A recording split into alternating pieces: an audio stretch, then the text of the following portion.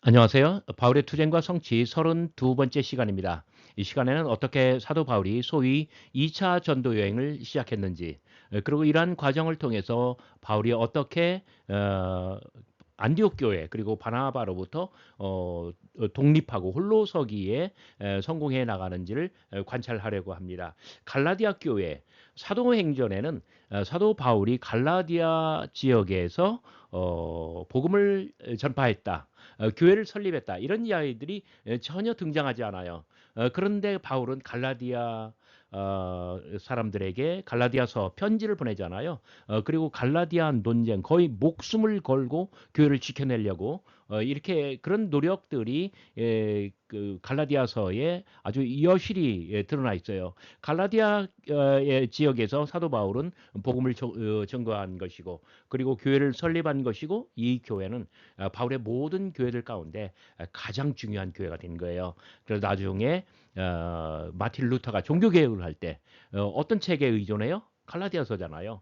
그리고 로마서는 갈라디아서에서 사도 바울이 어떤 신학적인 진술을 펼친 것을 복사하듯이 반복하고 있는 것이고요. 자, 이러한 전체적인 것들을 한번 종합적으로 살펴보도록 하겠습니다. 바나바와 결별, 바울의 선교 독립. 사도행전 15장 맨 마지막 석절입니다. 서로 심히 다투어 피차 갈라서니 바나바는 마가를 데리고 배 타고 구브로로 가고, 바울은 신라를 택한 후에 형제들에게 주의 은혜를 부탁함을 받고 떠나서 수리아와 길리기아로 다니며 교회들을 견고하게 하니라. 사도행전 15장 마지막 절이잖아요. 어차피 바울은 바나바와 결별해야 돼요. 그래야만이 사도 바울이 나와요. 그래요. 이 아픔의 시간을 받아들이고 그리고 극복하고 어떻게 바울이 독립을 이뤄내는가. 자, 1차 전도 여행과 그리고 예루살렘 회의 후에 바울은 바나바와 갈라섭니다. 어, 그런데 이때 바나바는 마가와 함께 구브로를 갑니다. 바나바는 마가를 데리고 배 타고 구브로를 가고 그 키프로스 섬, 사이프러스 섬으로 갔다는 이야기죠. 그다음에 반면에 바울은 신라를 택하여 수리아와 길리기아로 갔다고 합니다. 그러니까 바나바와 마가는 배를 타고 항해를 통해서 이 키프로스 섬으로 갔고, 바울은 내륙으로 들어가서 이 시리아 길리기아 지역으로 이동했다고 합니다. 사도행전은 이 사람을 가리켜서 언제나 신라라고 부르고요. 그리고 사도 바울의 서신에서 바울 서신에서 그 사람은 실루아노로 그렇게 나옵니다. 앞으로는 제가 실루아노라고 부를 것입니다. 새로운 선교팀의 구성. 자, 바울은 루스드라에서 디모데를 선발했다고 해요. 바울이 더베와 루스라에도 이름에 거기 디모데라고 하는 제자가 있으니 바울이 그를 데리고 떠나. 그러니까 안디옥을 떠날 때 실루아노를 선택하였고, 그리고 한참 가서 더베를 지나고 루스드라에 들어갔을 때 거기서 디모데라고 하는 젊은 사람을 선발합니다. 자, 이렇게 해서 바울은 디모데를 합류시켰고 선교팀을 구성했습니다. 바울 자신과 실루아노와 디모데입니다. 이것은 바나바의 1차 전도 여행 당시 선교팀을 고스란히 닮았습니다. 모방했다고 해도 과언이 아닐 정도예요. 그때는 어땠습니까? 바나바가 수장이었고 바울이 부장이었고 그리고 마가 요한이 이렇게 뭐랄까요? 따라다니는 어떤 네, 그런 사람이었어요. 그런데 이번에는 이거 부장이었던 바울이 수장으로 올라서고, 그리고 자신 밑에 실로아를 부장으로 그리고 맨 밑에 디모데를 어떤 그 맨 말단으로 이렇게 삼았다고 하는 거예요. 이 두 개의 어떤 3인씩 구성되어 있는 이러한 두 개의 팀이 서로 닮아 있지 않습니까? 독립적 선교의 첫 번째 국면. 자, 요거 굉장히 중요해요. 3인의 동서는 자, 그러니까 이 그 안디옥에서 어 그 바나바와 저 마가 요한은 배 타고 이 키프로스 섬으로 가지만, 그런데 바나바는 어떻게 가요? 안디옥에서 아마 이렇게 쭉 내륙으로 해안가를 따라가는데 자신의 고향 다소를 들렸을 것이고요. 이러한 가능성이 다소 존재합니다. 성경에 직접적으로 거론되지 않았다 할지라도, 그리고 더베, 그 루스드라, 그다음에 이게 이고니온, 네, 이런 그 더베, 루스라, 이고니온 이렇게 갔다는 거예요. 그 소위 1차 전도 여행 루트입니다.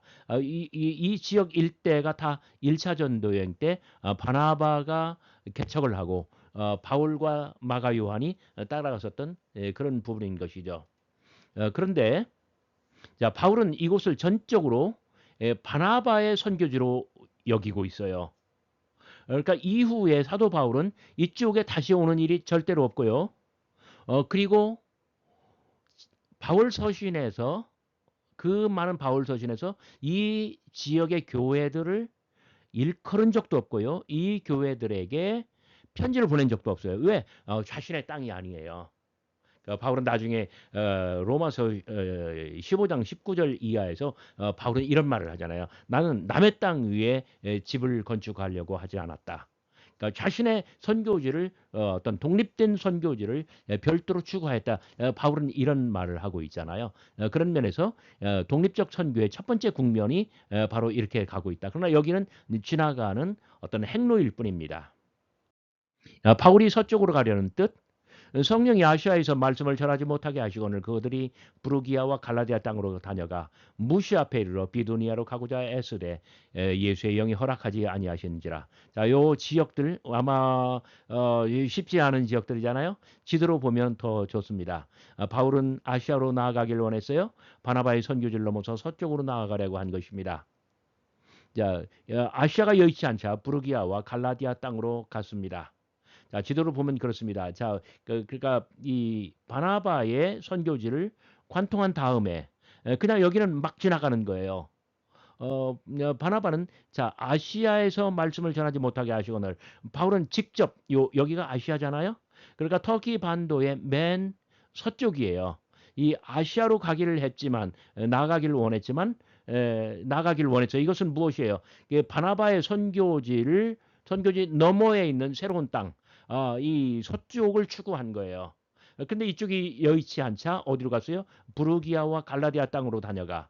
자, 부르기아와 갈라디아. 여기가 부르기아, 여기가 갈라디아. 제가 30번에서 남갈라디아설이냐, 북갈라디아설이냐, 북갈라디아설을 지지한다고 그랬죠.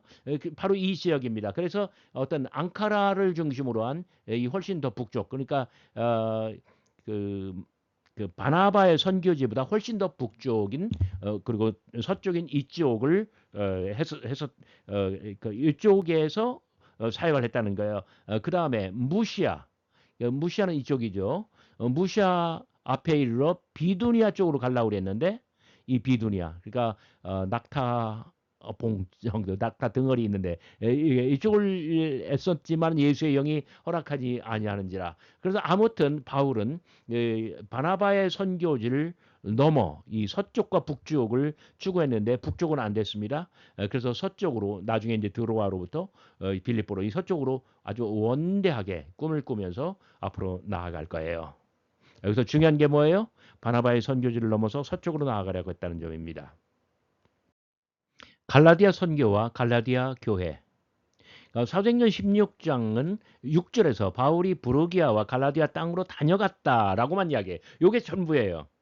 갈라디아 지역에서 어떤 인물을 만나서 복음을 전파했고 그가 복음을 받아들여서 믿음의 사람이 되었고 그래서 그 사람을 중심으로 해서 교회가 섰고 이런 이야기가 아무것도 없어요. 어떤 인물이나 복음적 사건이 전혀 한 줄도 반 줄도 소개되지 않고 있다는 점이에요. 근데 나중에 바울이 갈라디아서를 쓰잖아요. 갈라디아서에조차도 갈라디아 교회의 어떤 특정 인물이나 갈라디아 교회의 어떤 뭐랄까요? 선교 당시의 어떤 상황 이런 것들이 전혀 언급되지 않고 있어요. 정말 미스테리예요. 그러나 바울은 후에 갈라디아인들에게 편지를 보냅니다. 갈라디아서잖아요. 바울은 분명 갈라디아 지역에 선교를 했고 그리고 자신의 교회를 창설한 거예요. 갈라디아서에 남은 갈라디아 논쟁, Galatian Controversy, Galatian Controversy 발음 좋죠? 갈라디아 논쟁은 갈라디아 교회가 신학적으로나 선교적으로 바울의 교회들 중 대단히 중요한, 가장 중요한 그러한 교회였음을 반증해 주는 거예요. 말씀드린 적이 있지만 마틴 루터가 종교개혁을 할 때 바울 서신의 어느 책을 어떤 의존했습니까? 갈라디아서잖아요. 갈라디아서에서 오직 의인은 믿음으로 말미암아 구원을 얻는다라고 하는 이 신학적인 선언이 로마서에서 반복되고 있고요. 그래서 마틴 루터는 갈라디아서와 로마서를 근거로 해서 종교 개혁을 하고 있잖아요. 그만큼 갈라디아 교회는 갈라디아 논쟁을 소개하고 어떤 믿음의 선언을 말할 만큼 갈라디아 교회는 신학적으로나 선교적으로 그리고 정치적으로 교회 정치적으로 바울의 교회들 중 대단히 중요한 교회, 가장 중요한 교회 중 하나였다라고 평할 수가 있습니다. 바울이 갈라디아에서 길게 머물렀다? 자, 내가 처음에 육체의 약함으로 말미암아 너희에게 복음을 전한 것을 너희가 아는 바라. 너희를 시험하는 것이 내 육체에 있으되 이것을 너희가 업신 여기지도 아니하며 버리지도 아니하고 오직 나를 하나님의 천사와 같이 또는 그리스도의 예수와 같이 영접하였도다. 자, 이 갈라디아서 4장 13절 14절 말씀인데요. 자, 여기에서 자, 바울은 갈라디아에서 질병을 알았대요. 자, 육체의 약함으로 말미암아 너희를 시험하는 것이 내 육체에 있으되 자, 분명 바울은 갈라디아에서 질병을 알았고 그러나 갈라디아인들은 그런 그를 업신여기지도 않고 내치지도 않고 천사처럼 여기고 예수처럼 영접했다. 이것은 무엇을 말해요? 바울의 질병을 치료해 줬다는 거, 네, 그러한 의미가 내포되는 것 같아요. 네, 이렇게 볼 때에 어떤 바울의 갈라디아 치료는 비교적 길었다고 볼 수가 있는 거예요. 그래요. 바울은 갈라디아에서 꽤 긴 기간 머물렀을 것으로 그렇게 추정할 수가 있습니다. 자, 이런 것들은 왜 우리가 짚고 넘어가느냐면요. 바울이 데살로니가에 들어가서 석 주 동안 머물렀다고 해요. 굉장히 단기간이죠. 그런데 갈라디아에서는 이것들보다 좀 더 어떤 석주보다는 더 길었을 거라고 예상하는 것이에요. 자, 오늘의 마지막 페이지입니다. 갈라디아 교회는 여러 모임들이었다. 사도된 바울은 함께 있는 모든 형제와 더불어 갈라디아 여러 교회들에게 우리 하나님 아버지와 주 예수 그리스도로부터 은혜와 평강이 있기를 원하노라. 1장 1절부터 3절까지 갈라디아서의 초입에 있는 어떤 인사 말씀입니다. 갈라디아 땅은 넓었고 머문 기간이 길었기 때문이었을까요? 갈라디아 지역에는 여러 교회들이 있었다고 합니다. 바울이 오래 머물면서 갈라디아 그 넓은 땅 여기저기에 여러 개의 어떤 가정교회들 이런 모임들을 창설한 것 같습니다. 그러나 너희가 그때에는 하나님을 알지 못하여 본질상 하나님이 아닌 자들에게 종 노릇을 하였더니 4장 8절 말씀입니다. 자, 이것은 무엇을 뜻합니까? 너희가 그때는 하나님을 알지 못하여 유대인이 아니었다는 뜻이죠. 그래서 본질상 하나님이 아닌 자들에게 종노릇을 하였다. 우상에게 종노릇을 하였다. 이것은 무슨 뜻이에요? 갈라디아 교회는 이방인들로 구성된 그런 교회였다는 것이 어떤 그 의미로 신약학자들은 받아들입니다. 다시 전체적으로 정리합니다. 사도행전이나 갈라디아서는 바울이 갈라디아 지역에 들어가서 누구를 만났고 어떤 사람들에게 복음적 사건을 일으켰고 이런 어떤 구체적인 사건이나 인물이 전혀 등장하지 않는다는 점이에요. 그래서 바울의 어떤 갈라디아 사역이 어떻게 구체적으로 이루어졌는가 우리가 추정할 수 있는 그런 근거는 없는 편입니다. 그러나 갈라디아 교회는 분명 존재했고 그리고 그 전에 바울은 갈라디아에서 사도행전의 묘사와 사도행전은 뚝 잘라 먹었지만 그러나 바울은 분명히 갈라디아에서 사람들을 만났고 복음을 전파했고 그리고 하나님의 교회 공동체를 형성하였고 그리고 이 교회들은 나중에 마틴 루터가 종교 개혁을 일으킬 때에 가장 중요한 신학적인 선언 이러한 것들을 사도 바울로부터 서신으로 받은 그러한 역사가 있었다는 것입니다. 여러분 끝까지 잘 들어주셔서 대단히 감사합니다.